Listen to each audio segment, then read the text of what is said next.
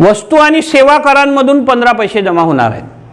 वस्तू आणि सेवा कर म्हणजे ज्या ज्या वस्तू आपण घेतो ना त्या वस्तूंवर कर लागला असतो, खाण्यापिण्याच्या वस्तूपासून तर उपभोगाच्या वस्तूपर्यंत. मग जीवनावश्यक असो, चैनीच्या असो, सवयीच्या असो, पर्यायी वस्तू असो, पूरक वस्तू असो.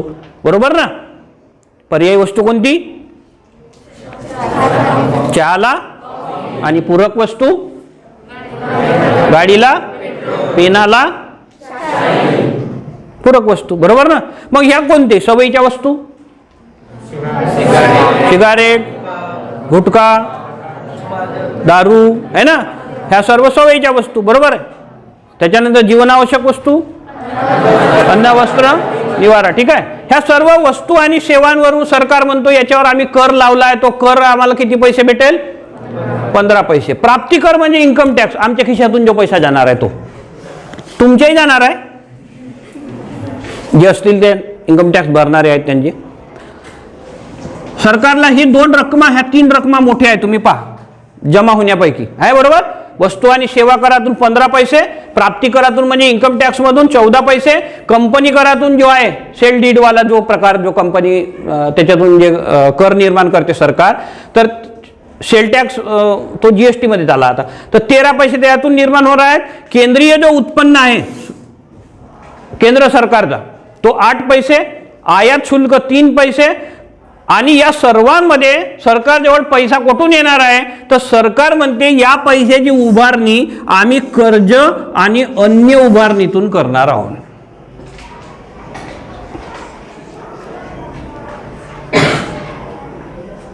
म्हणजे सर्वात जास्त सरकारला पैसे कुठून तयार करायचे आहे? तर सरकार काय घेणार आहे? दुसऱ्याजवळून कर्ज घेणार आहे. नाही तर मग अन्य उभारणी करणार आहे. तर अन्य उभारणी कोणती? तर मग जी वस्तू तुमच्याजवळ चांगली आहे तिला विका आणि पैसा खा. आता प्रश्न पडेल ना, समजा आपल्याजवळ जमीन आहे, आपल्याकडे माणसं आहेत, कास्तकारीमध्ये 4 माणसं आहे आणि त्याचा पगार देता येत नाही म्हणून आपण काय करायची? जमीन विकायची आणि त्याचे पगार द्यायचे.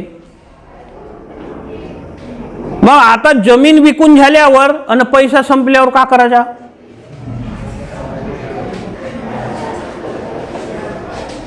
प्रश्न आला का नाही आला? हा प्रकार तसाच सुरू आहे. हा प्रकार असाच होणार आहे.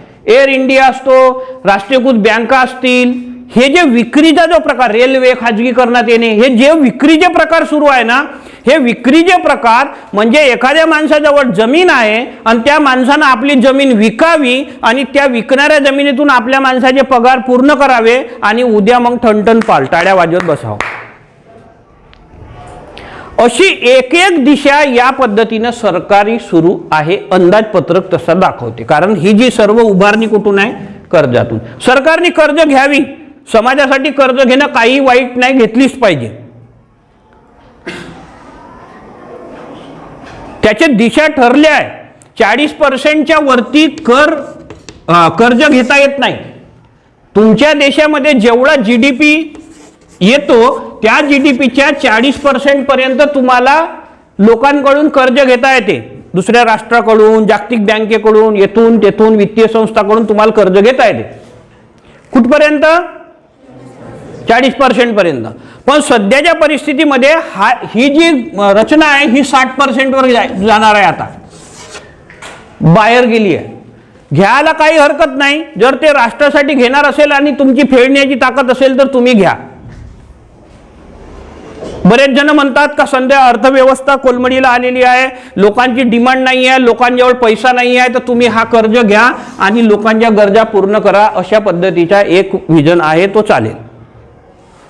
त्याच्यामुळे चलनवाढ होण्याची शक्यता आहे, त्याच्यामुळे वस्तू महाग होण्याची शक्यता आहे आणि महागाई वाढण्याची शक्यता आहे. तरीही काही फरक पडत नाही, चालते. सध्याच्या परिस्थितीमध्ये अर्थव्यवस्था कोरोना कालखंडात असल्यामुळे असं म्हणायला हरकत नाही. पण याचा जो उभारणीचा जो काम आहे मॅक्झिमम, तो जर आपण नजरेस आणला तर 36 पैसे 100 पैशापैकी 36 पैसे मात्र कुठून उभे होणार आहेत? कर्जातून आणि अन्य उभारणीतून, म्हणजे विक्रीतून. पण एखादी वस्तू विकण्यापेक्षा तिला मजबूत करून जर तिच्यातून जर उत्पादन जास्त काढला तो फायद्याचा समजायचा का सरसकट तिला विकून मोकळा होणं आणि तो पैसा घेऊन खात बसणं हा समजायचा आहे? कोणती वस्तू चांगली आहे? सुधरवणं चांगली आहे का विकून मोकळं होणं चांगली आहे? पण सरकारची भूमिका मात्र विक्रीची आहे, त्याच्यामुळे हा एक प्रॉब्लेम आहे. ते म्हणतात निर्गुंतवणुकीतून 11 पैसे निर्माण होणार आहेत. निर्गुंतवणूक मी तुम्हाला सांगितलं, सरकार याच्यामध्ये सक्सेसफुल ठरलेली नाही, म्हणून याच्यातही सक्सेसफुल ठरल असा मला वाटत नाही. तर करेदर उत्पन्न आणि निर्गुंतवणुकीतून 11 पैसे असा हा 100 पैशाचा हिशेब. खर्च कसा होणार आहे तो सरकारने सांगितलाय. खर्च कोणत्या गोष्टीवर करणार आहोत? हे जे कर्ज घेणार आहोत या कर्जावरचा व्याज फेडणार आहोत. किती कर्ज किती घेणार? 36 पैसे. व्याज किती फेडणार? 20 पैसे. आणि मुद्दल कशी राहील मग? आली ना गडबड. म्हणजे ते पुन्हा अजून डोक्यावर कर्जाचा भार पडून आहे, म्हणजे पडून आहे. दुसरा राज्य महसूल भरपाई. आता राज्य महसूल भरपाई म्हणजे काय? जसं आता महाराष्ट्र आहे, आपण महाराष्ट्रात राहतो, तामिळनाडू आहे, तेलंगणा आहे, आंध्र प्रदेश आहे, हे सर्व राज्य जे आहे या राज्यांचा जो महसूल आहे तो महसूल सरकारजवळ जीएसटीच्या माध्यमातून जमा होतो. आणि हा महसूल जीएसटीच्या सरकारकडे गेल्यानंतर सरकार म्हणजे आता सरकारने 42% कन्फर्म ठरवलं आहे एवढी रक्कम राज्यांना वापस येईल. तर 16 पैसे राज्यांना परत येतील. तर याच्यासाठी 16 पैसे राज्यावर खर्च होतील असं सरकारचं म्हणणं आहे. संरक्षण खर्चावर किती पैसे? 8 पैसे, जो तुम्हाला आकडा मी तुम्हाला तिथं दिला आहे. केंद्रीय व केंद्र पुरस्कृत ज्या योजना आहेत त्याच्यावर 23 पैसे खर्च होतील सरकारचे. किसान सन्मान निधी असतील, उज्ज्वला असन, सिलेंडर आहे ना उज्ज्वला, किती जणांकडे आहे उज्ज्वला? आहे का कोणाकडे? किती रुपयाला भेटते? काही आहे पता आता? नाही. माहिती ठेवत जा ना, निश्चय आणताना भरताना जेवण करताना घरी जाता का? बजेट गिजेट घरच्या पाहत जा. ह्या ज्या केंद्रीय आणि केंद्रीय पुरस्कृत योजना आहे त्याच्यावर 23 पैसे, वित्त आयोग आणि अन्य जो हस्तांतरण आहे त्याच्यावर 10 पैसे, वेतन आणि इतर खर्च जे होतात त्याच्यावर 10 पैसे, अनुदान 8 पैसे आणि निवृत्ती वेतनावर 5 पैसे, अशा पद्धतीने सरकारचे खर्च होणार आहे. खर्च पहा किती आहे? 20 आणि 16 36 आणि 8 44 आणि 23 10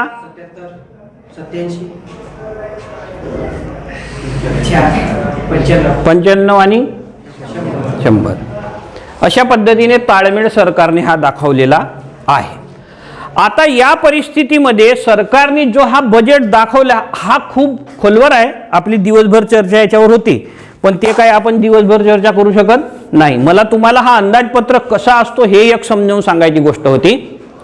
आणि सरकार जे म्हणते, आता आपण सरकारने काय म्हणलं, आरोग्य क्षेत्रावर 2.23 लाखाची भरघोस मदत केलेली आहे आणि याची परिणिती म्हणजे आरोग्य याच्यावर खूप मोठा खर्च होणार आहे. आणि सरकार म्हणते 137% वर वाढ, भरघोस वाढ आहे. ही जी वाढ आहे ती 137% आहे. पण याच्यावर दीपा सिन्हा म्हणून अर्थतज्ञ आहेत आणि त्या दीपा सिन्हा ज्या अर्थतज्ञ आहेत त्या दीपा सिन्हांनी याच्यामध्ये एक भूमिका अशी मांडली आहे का सरकार आपल्यासोबत खोटं बोलते आहे. सरकारने आरोग्य क्षेत्रात गुंतवणूक वाढवली ही अभिनंदनाचीच बाब आहे, पण सरकार जी म्हणते आहे का 137% वाढवली आहे तर सरकार स्पेशल खोटं बोलते आहे. दीपा सिन्हा अर्थतज्ञ काय म्हणतात का याच्यामध्ये जे वेगळे वेगळे भाग होते, जसा जलजीवन मिशन आहे, स्वच्छ भारत योजना आहे आणि स्वच्छ हवा जी योजना आहे, या तीनही योजना म्हणजे जलजीवन, पाणी पुरवठा योजना, स्वच्छ भारत योजना, स्वच्छ हवा योजना, या तीनही योजनेचा पैसा सरकारने आरोग्य क्षेत्रामध्ये ऍड केला आणि म्हणून याची आकडा जो आहे हा आकडा कसा झालाय, फुगलाय, वाढलाय. नेमका आरोग्यावर जो होणारा खर्च आहे तो खर्च एवढा नाही, हा फक्त 94,000च्या जवळपास आहे,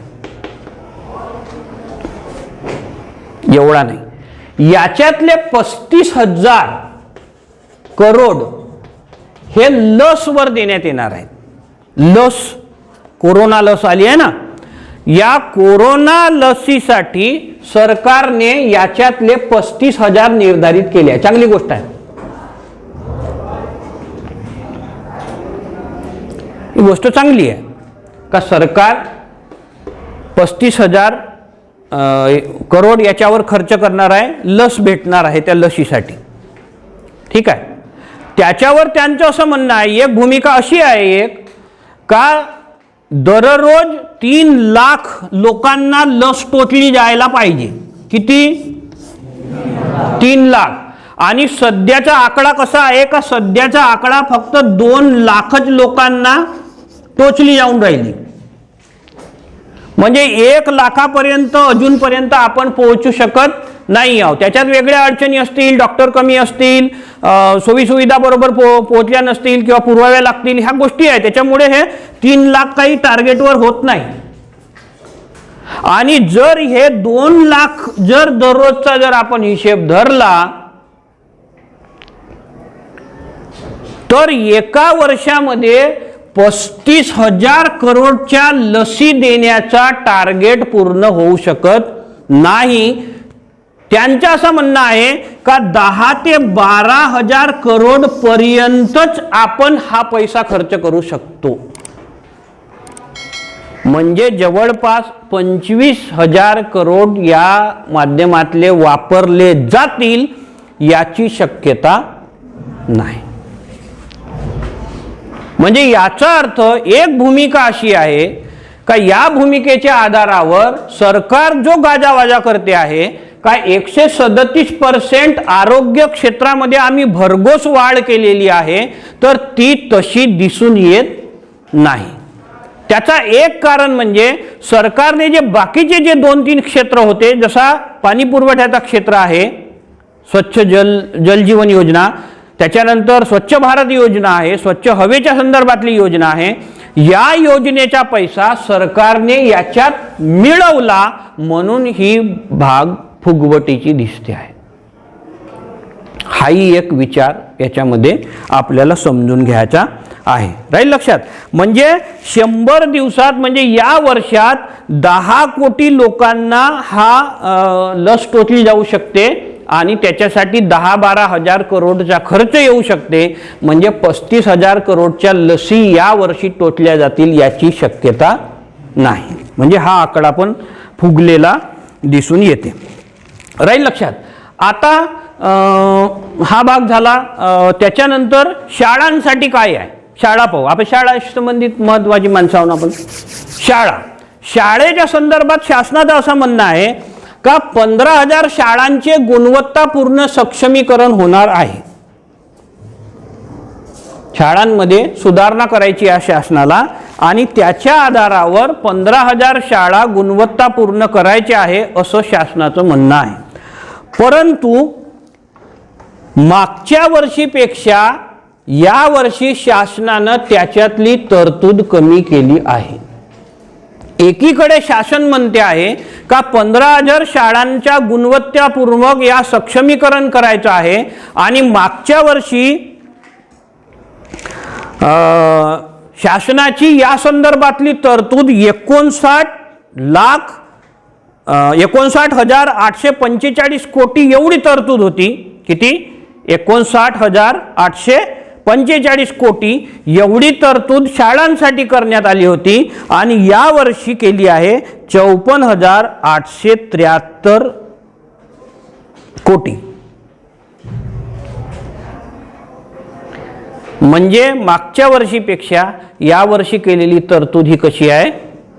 कमी आहे। मागच्या वर्षी 59 होती, या वर्षी किती आहे? 54 आहे।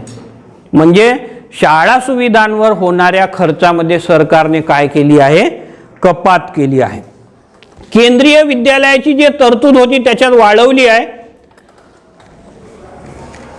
55 16 म्हणजे 5,516 कोटी होते, त्याच्यात 6,800 कोटी केले. नवोदय विद्यालयासाठी खास वाढवली आहे आणि पोषण आहारासाठी 500 कोटी वाढवली आहे.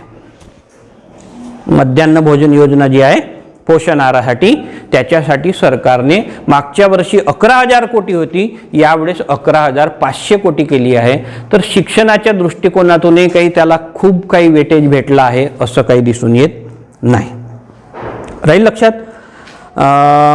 त्याच्यानंतर सर्वात महत्त्वाची गोष्ट की जसा आपला महाग कोणत्या कोणत्या गोष्टी होणार आहेत, तर महाग मोबाईल फोन होणार आहे. 1 एप्रिल 2021 पासून मोबाईल फोन महाग होणार आहेत. मोबाईल चार्जर महाग होणार आहेत आणि मोबाईलचे पार्ट्स महाग होणार आहेत. म्हणून फोडफाड करायचा नाही, डिस्प्ले गेल्या नाही पाहिजे. राहील लक्षात. म्हणून मोबाईल महाग होणार आहेत. बरं, घ्यायची असेल तर आताची 31 मार्चच्या पहिले घेऊन टाकायचे. 1 एप्रिल पासून मोबाईल फोन महाग होणार आहेत, चार्जर सकट. त्याच्यानंतर आणखी काय महाग होणार आहे, रत्न महाग होणार आहे, चमड्याचे जुते महाग होणार आहे. मॅक्झिमम फॉर्मलमध्ये वापरतात ना, ते महाग होणार आहे. तांब्याचं सामान महाग होणार आहे. तांब्याची वस्तू, ज्या ज्या गोष्टीसाठी तांबा आहे त्या सर्व वस्तू महाग होणार. सुती कपडे महाग होणार आहेत आणि टेरिकॉट नायलनचे कपडे स्वस्त होणार आहेत. सुती कपडे सूत महाग होणार आहे, त्याच्यामुळे सुती कपडे महाग होणार आहेत. कॉटनचे कपडे महाग होणार आहेत. सोलर इन्व्हर्टर महाग होणार आहे. सोलर इन्व्हर्टर, माझ्यासारख्या माणसाला असं वाटते का भारत हा उष्णकटिबंधीय राष्ट्र आहे आणि या उष्णकटिबंधीय राष्ट्रामध्ये विजेचा एवढा वापर या माध्यमातून होण्यापेक्षा जर सोलरवर जर झाला असता तर आपल्या देशामध्ये बराचसा खर्च हा कोळशाचा वाचला असता, बराचसा खर्च हा विजेचाही वाचला असता. पण त्याच्याकडे सरकारचं दुर्लक्ष आहे. उलट या गोष्टीसाठी सवलती असल्या पाहिजे, कमी याच्यात ह्या गोष्टी झाल्या पाहिजे. कारण आपल्याकडे आता तुम्ही पहा, आता हिवाळा आहे म्हणतो ना आपण, पण आपल्याकडे कशी परिस्थिती आहे, ऊन किती आहे ना ऊन. मग अशा परिस्थितीत जर सोलर एनर्जी जर आपल्याला भेटली, स्वस्तात भेटली, तर आपल्याला हा खर्च करण्याची गरजच पडणार नाही. पण प्रत्येक शासनाने याच्याकडे थोडंसं दुर्लक्ष केलेलं आहे. चना डाळ महाग होणार आहे, सेप महाग होणार आहेत, काबुली चना महाग होणार आहे. काबुली चना माहित आहे, माहित आहे ना, काबुली चना महाग होणार आहे. युरिया आणि DAP महाग होणार आहे. आणि ही आपली खरी कळीची बाजू. आपण कोणाचे पोर आहोत, शेतकऱ्याचे पोर आहोत, है ना.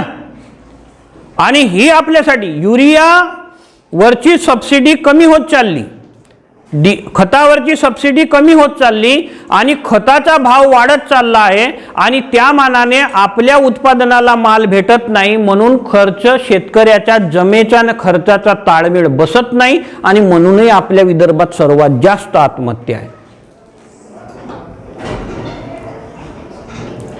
कारण ज्या पद्धतीने रेट भेटायला पाहिजे त्या पद्धतीने भेटत नाही. आपला चना किती रुपयाने जातो आणि त्याची डाळ बनवून तो मॅन्युफॅक्चरिंग करणारा माणूस तो किती रुपयाला विकतो पहा बरं का. 1 किलो सोयाबीनच्या तेलाची किंमत किती आहे, 120 रुपये. 120 रुपये, 120 रुपये 1 लिटर तेलाची आहे. आणि सोयाबीनची किंमत किती आहे, 3,000 नाही तर 4,000 रुपये क्विंटल. म्हणजे 100 किलो 4,000 देतो आणि हा 1 किलो पूर्ण भेटत नाही तरी तो 120 रुपयात देते. कारण त्याच्या मागे 120 रुपये लिहिलेले, त्याच्याशिवाय कमी किंमत भेटत नाही. कास्तकाराच्या मालाला बरा होते, बाजारात गेलास का असा हात टाकते तो, असा फेकते वरती जसा याच्या बापाचा माल आहे आणि त्याच्यातला अर्धा सांडवते. बरोबर ना, पहा तुम्ही जाऊ. मी हे अगोदर ह्या इकडे लाईन मास्तरकीची लाईन आमची, ह्या लाईनमध्ये येण्याच्या अगोदर ह्या सर्व अनुभव झाले आहे. त्याच्यामुळे तो त्यावेळेस तर आता तर ते असे पाहतात, त्यावेळेस तो किलो भरायचा असा डवला राहत होता असा आहे ना, त्याला धरून असा घुसवे तो, असा काढेन त्याच्यातला अर्धा माल खाली, मग तो भाव लावते आणि मग तो सांगते का हा दाना असा आहे, तो कमी आहे, मग 4000 नाही 3500 देतो, घेत असाल तर घ्या, नाही घेत असाल तर नको घ्या. ही जी अवस्था आहे, ही अवस्था शेतीला अतिशय मारक ठरलेली आहे. आता युरियाचे भाव वाढतील आणि DAPचे भाव वाढतील, ते महाग होणार आहेत. मी तुम्हाला सांगितलं. स्वस्त काय होणार आहे? नॉयलनचे कपडे स्वस्त होणार आहेत, स्टीलचे भांडे स्वस्त होणार आहेत, पेंट स्वस्त होणार आहे, ड्राय क्लिनिंग स्वस्त होणार आहे. आपण करत नाही ड्राय क्लिनिंग, पण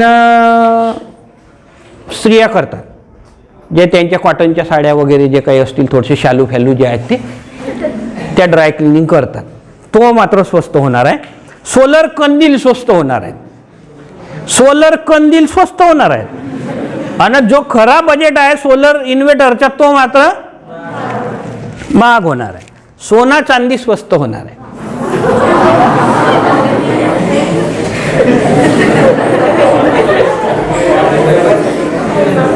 नयननं तर असा केलं का उद्या लग्न करायला निघून राहिला. एवढ्या जोरानं सुस्कारा सोडलं याना का मला तर पाहिल्यावर असं वाटलं का सर्वात मोठा टेन्शन सोना चांदी का याच्यावरच होता का. खूप खूप धन्यवाद द्या लागा ना वित्त मंत्र्याला. का बा बरं झाला तुम्ही सोना चांदीचे भाव कमी केले नाहीत, आमच्या पोराला मोठं टेन्शन आला होता. पण ऑलरेडी सोना चांदीच्या भावामध्ये घसरण सुरू झाली आहे. सोना 50,000च्या वरती गेला होता, काल सोना 47,000वर आला आहे. सोना कमी होतो आहे. पुन्हा सरकारचे जे आयात शुल्क आहे त्याच्यावरचा, तो आयात शुल्क सरकारने कमी केला आहे, म्हणून सोना आणखी कमी होण्याची शक्यता आहे. पण सोना कमी होणे म्हणजे काय होणार आहे? कमी होऊन होईल किती? 50 रुपयाचा होता 40,000वर येईल. 400वर नाही येऊ शकत सोना.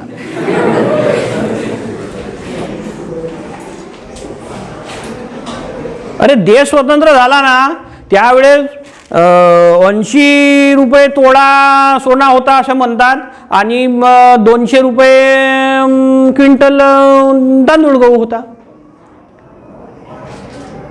तर सोना 50,000वर गेला आणि त्या तांदळा गव्हाला 5,000चा भाव नाही. शोकांतिका कुठं आली आहे? देशाची इथं आली आहे. सोना नावाची वस्तू जी एका काळामध्ये अन्नधान्याच्या बरोबरीनं भेटत होती, ती वस्तू एवढ्या पटीनं वाढली आहे, तोही घेणारा कास्तकारच आहे. आणि त्या कास्तकाराचा माल मात्र मातीमोल भावानं सुरू आहे. त्याला म्हणलाय तू तिथंच थांब, तू तोच धोतर घाल, त्या धोतर फाटला असेल तर त्याला पुन्हा अजून तू ठिगळं मार, तू त्याची गाठ पाड, पण तू मला धोतरासच दिसलाच पाहिजे. ही अपेक्षा आहे समाजाची.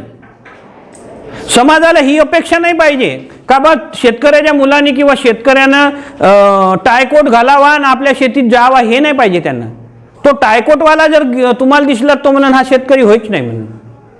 शेतकरी जी आपली फ्रेम बनवून ठेवली आहे आपण, तो धोत्रात पाहिजे, त्यानं बंगाली घातली असली पाहिजे आणि त्याचा कपडा कोठून तरी थोडासा फाटला असला पाहिजे, अशी अपेक्षा करते सर्व हादरणे. दिल्ली गिल्लीतले पाहून तो प्रकार सुरू आहे. हा तोच प्रकार आहे. अशी अपेक्षा आहे. अशा अपेक्षेमध्ये नवीन पिढी काम करेल का? नाही करणार. म्हणून हाही एक विचार करणं गरजेची गोष्ट आहे. कृषी उपकरणं स्वस्त होणार आहेत आणि लोखंड स्वस्त होणार आहे, असा एक सरकारचा हा एकूण आराखडा आहे. आणि ह्या सर्वच्या सर्व किमती केव्हापासून लागू होणार आहेत? 1 एप्रिल 2021 पासून. राहील लक्षात? तर अशा पद्धतीनं आपण याच्यावर आता शेवटी जाता जाता इन्कम टॅक्सची सांगितलं राहू मी तुम्हाला. सध्या जी दरी आहे ती आहे 7.5 लाख करोड. उत्पन्न आणि खर्च याच्यातला जो डेफिसिट आहे तो डेफिसिट आहे 9.5 एवढा. ही दरी आहे ती दरी एवढी मोठी आहे आणि हे दरी सरकार भरून काढण्याचा प्रयत्न करणार आहे, पण ती भरली जाईल असा काही मला वाटत नाही. शेतकऱ्यांसाठी ते म्हणतात की वाढवली आहे बा म्हणून MSP साठी 1.54 करोड रुपये वगैरे, लाख करोड रुपये, पण मुळामध्ये भारतातल्या फक्त 8%च शेतकऱ्यांना MSPचा भाव भेटतो, म्हणजे मिनिमम प्राईस भेटते. बाकीच्या शेतकऱ्यांना 92% शेतकऱ्यांना याचा लाभ नाही आहे आणि हीच खरी तुमची आणि माझी शोकांतिका आहे. सरकारने असं म्हटलं आहे की आम्ही तुम्हाला कर्ज उभा करण्यासाठी मदत दिली आहे. आता जे सरकार म्हणते आहे ना, माननीय पंतप्रधानांनी जी म्हटलं आहे की या बजेटमध्ये काय आहे, तर या बजेटमध्ये शेतकऱ्यांची उत्पन्न क्षमता डबल करण्याची ताकद आहे. हो, पण ताकद कशी दिली तुम्ही? तर सरकार म्हणते का तुम्ही कर्ज घ्या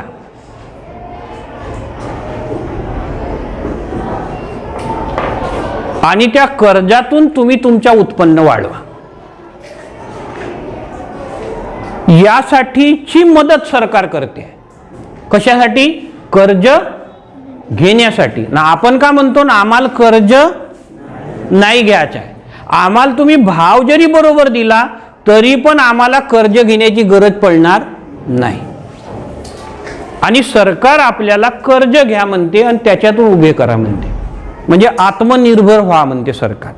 पण कर्ज घेऊन आत्मनिर्भर होता येत नाही, विकून आत्मनिर्भर होता येत नाही.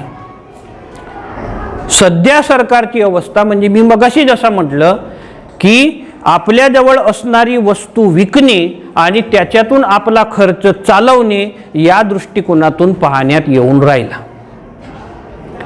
सर्वच्या सर्व तरतुदी सरकारने भांडवली गोष्टींवर केलेल्या आहेत, म्हणून हा बजेट भांडवली क्षेत्रासाठी उत्तम आहे,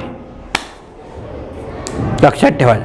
म्हणून काल 3000ची सेन्सेक्सनं उसळी मारली आहे, शेअर बाजार दणकन वाढला आणि तो 48,000 समथिंगवर जाऊन थांबला. काल शेअर बाजारामध्ये चंगळच चंगळ होती. पण शेअर बाजारामध्ये भारतातल्या सर्वसाधारण माणसाचा किती जणांचा पैसा असतो? आहे का काही? आपण शेअर बाजारात लावतो का पैसा? नाही. मग त्याच्या आमच्यावर का? आणि शेअर बाजाराचे या घटीचढीवरच अर्थसंकल्प बनतात, त्याचे अंदाज मांडलेले जातात, याच्याशी सर्वसाधारण माणसाला काही फारसा फरक पडत नाही. आणि हा संपूर्ण खेळ या लाखो करोडो आकड्यांचा असतो आणि त्या आकड्यांच्या त्या सर्व संख्यांमध्ये सर्वसाधारण माणूस हा याच्यात गणगणभोवरी गणगणभोवरी गणगणभोवरी करत करत फिरतो आणि चक्कर येऊन पडतो, काहीच समजत नाही. आणि शेवटी सरकार आपल्याला ज्या पद्धतीने आहे त्या पद्धतीने आपली कामे रेटत नेते आणि आपल्या सोयीच्या पद्धतीने ते समाजाच्या समोर आकडे मांडते. पुन्हा आकड्यांचा खेळ सुरू होतो आणि हा असा तो सुरू राहतो. सरकार सांगताना हे म्हणत नाही. मी तुम्हाला शेती क्षेत्रातला एक मिनटं मी तुम्हाला एक आकडा तुम्हाला 1-2 गोष्टी मला त्या सांगायच्या राहिल्या होत्या. एक अशी होती की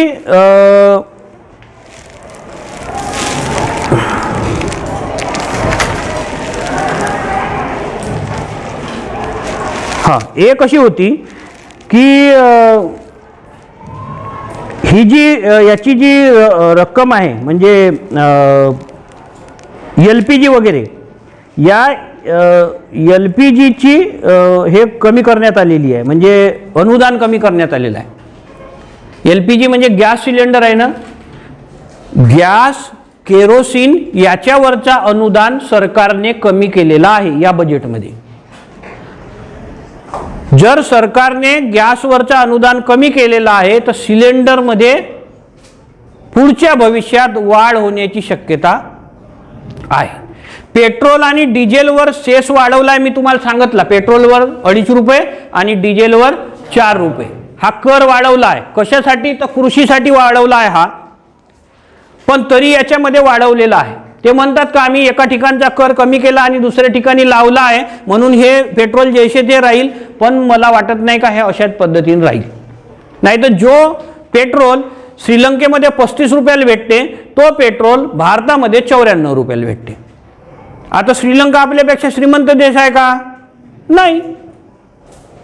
तरी श्रीलंकेमध्ये रेट कमी आहे, पाकिस्तानमध्ये रेट कमी आहे, अफगाणिस्तान हे जवळपासचे राष्ट्र आहे त्याच्यामध्ये रेट कमी आहे पेट्रोलचे, आपल्या देशात जास्त आहे. कारण आपल्या देशामध्ये जवळपास 100% कर हा शासनाला जातो. जेवढा पेट्रोलची किंमत आहे तेवढाच कर हा शासनाला जाते म्हणून तो तसा फुगलेला आहे. तर अशा पद्धतीनं ही कंडिशन आहे. हां, ते तुम्ही मला सांगत होतो मी, यावर्षी अन्नधान्य LPG, अन्नधान्य म्हणजे राशनमधून माल भेटतो आपल्याला, बरोबर आहे ना? हां, याच्यासाठी सरकारने 3.36 कोटीचं अनुदान दिलं आहे आणि हा अनुदान मागच्या वर्षी 5.93 लाख होता. यावर्षी 3.36 लाख कोटी दिला आहे. मागच्या वर्षी हा 5.96 लाख कोटी होता, म्हणजे 43% अनुदान शासनाने कमी केलं आहे. जर शासनाने 43% अनुदान जर कमी केला तर याच्या किमती चढल्याशिवाय राहणार नाही. ही एक गोष्ट मला तुम्हाला सांगायची आहे. आणि सर्वात महत्त्वाची गोष्ट म्हणजे कोणतीही अर्थव्यवस्था ही मागणीवर अवलंबून असते. तुमच्याजवळ पैसा असेल तर तुम्ही मागणी कराल, बरोबर ना? बरोबर का चूक? सिद्धांत कसा आहे? वस्तूची किंमत वाढली तर आणि वस्तूची किंमत कमी झाली तर? तुमच्याजवळ पैसा आहे म्हणजे उत्पन्न आहे, उत्पन्न आहे तर मागणी आहे, बरोबर आहे? मागणी आहे तर पुरवठा आहे, मागणी आहे तर पुरवठा करावा लागेल ना.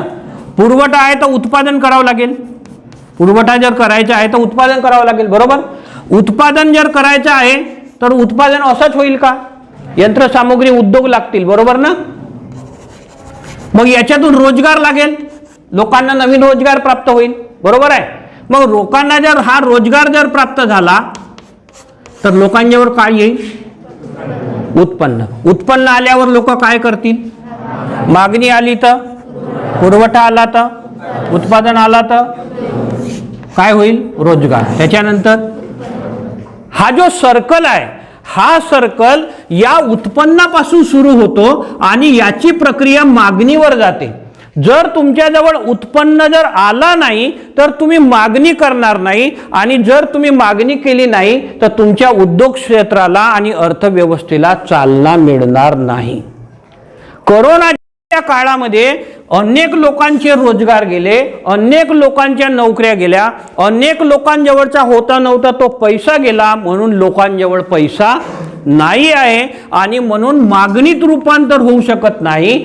जर हे मागणीत रूपांतर झाले नाही तर सरकार जे म्हणते का आम्ही +4.5% GDP नेऊ, तर हा स्वप्न काही या दृष्टीनं पूर्ण होण्यासारखा वाटत. जर सरकारला ही मागणी वाढवायची आहे तर सरकारने लोकांच्या हातात डायरेक्टली पैसा देण्याची तरतूद करायला पाहिजे होती. त्याच्यासाठी रोजगार निर्मिती असेल, या सर्वसाधारण जे शेतकरी आहेत, आता शेतकऱ्याच्या प्रत्येकाच्या खात्यावर सरकार काय म्हणते का आम्ही 6,000 रुपये पाठवू, बरोबर आहे ना? तर ते 6,000 पाठवण्यापेक्षा तुम्ही 20,000 पाठवा ना. जर तुम्ही 20,000 जर पाठवली तर हे 20,000 हा मागणीसाठी वापरेल आणि ही जर मागणी वाढली तर या उद्योग क्षेत्राला चालना येईल. उद्योग क्षेत्राला चालना आली, लोकांनी मागणी वाढवल्या, तर हे जे तुम्ही इथं वस्तू सेवेवरचा कर, प्राप्ती कर, याच्यातून जे उत्पन्न तयार करणार आहोत म्हणता, त्याच्यात तुम्हाला यश भेटेल, अन्यथा यश भेटू शकत नाही. सरकारने हे डायरेक्ट देणारे पैसे होते ना, हे पैसे वाढवायला पाहिजे होते. मनरेगामध्ये जे आहे ना पैसे, मनरेगा आहे ना, आपले लोक कामं करतात है ना, हे आपल्या नर्सरीवर वगैरे जातात, झाडं पाहतात, त्या लोकांना मनरेगाच्या थ्रू पैसा भेटते. तो जर त्यांची मजुरी जर आज 200 रुपये असेल ना तर त्याला 300 रुपये या 400 रुपये करून द्यायला पाहिजे होती. त्याचं कारण असं आहे का जर लोकांच्या हातामध्ये जर हा डायरेक्ट पैसा जर पोहोचला तर लोक हे मागणी करतील. मागणी झाल्याशिवाय तुम्हाला कोणत्याच गोष्टीची वाढ, वस्तुसेवा, उद्योग, रोजगार याच्यात वाढ होऊ शकत नाही. नोकरदारांच्या आणि मध्यमवर्गीयांच्या प्राप्तिकरामध्ये कोणतीच सूट दिली नाही आहे, जैसे थे आहे. जर आता 2.5 लाखाची आहे, ही जर समजा 3.5 लाख रुपये जर करण्यात आली असती, पगार तर वाढले आहे प्रत्येकाचे, जर ही 3.5 लाखावर जर केली असती सूट तर हा 1 लाख रुपये त्या प्रत्येक कर्मचाऱ्याजवळ वाचला असता. हा 1 लाख रुपये कुठं टाकता हा, तर हा 1 लाख रुपये आपल्या सोयी सुविधा पूर्ण करण्यासाठी मार्केटमध्ये टाकता येऊ देता. हा पैसा हा कार घेईल, हा फ्रीज घेईल, हा आणखी कोणत्या वस्तू घेईल, हा कपडे लत्ते घेईल, ह्या सर्व गोष्टीसाठी याने हा पैसा खर्च केला असता आणि हीच खऱ्या अर्थानं या अर्थव्यवस्थेला वाटचाल होती. परंतु या संपूर्ण अंदाजपत्रकातून तसा काही खूप फारसा दिसत नाही. ज्या गोष्टी चांगल्या आहेत त्या चांगल्या आहे आणि ज्या गोष्टी वाईट आहे त्या वाईट आहे. एकूण अंदाजपत्रकाचा जर आपण विचार करायला गेलो तर अंदाजपत्रकाला माझ्यासारख्याच्या दृष्टिकोनातून 3 या 4 मार्क देण्यासारखं नाही. त्याच्या पलीकडं जास्त मार्क देण्यासारखं हा अंदाजपत्रक नाही आहे. आता त्याच्यावर बसणारे खूप मोठे मोठे लोक आहेत, IAS ऑफिसर आहेत, सचिव आहेत, मंत्री लोक आहेत, मोठे आहे, सरकारची ताकद मोठी आहे. ह्या सर्व गोष्टी जरी असल्या तरी एक सर्वसामान्य माणूस म्हणून आणि आपण अर्थशास्त्राचे विद्यार्थी म्हणून, शेतकऱ्याची मुलं म्हणून आपल्यासाठी खूप काही असा बदल करणारा आहे असा हा अर्थसंकल्प आहे असा मला वाटत नाही. जो कालचा अर्थसंकल्प तुम्हा सर्वांना याची जाणीव असावी म्हणून हा थोडासा बारकाईने मी तुम्हाला समजावून सांगण्याचा प्रयत्न केला आहे. याच्यातले प्लस पॉईंटही आहेत, जसं मी तुम्हाला म्हणलं की संरक्षण क्षेत्रामध्ये चांगली मदत करण्यात आलेली आहे, आरोग्य सेवांमध्ये चांगली मदत करण्यात आलेली आहे. तर ती अशा पद्धतीने इतर क्षेत्रावरही वाढो आणि पुढच्या काळ या सर्वातून बाहेर निघण्यासाठी स्वप्नपूर्ती करणारा असो.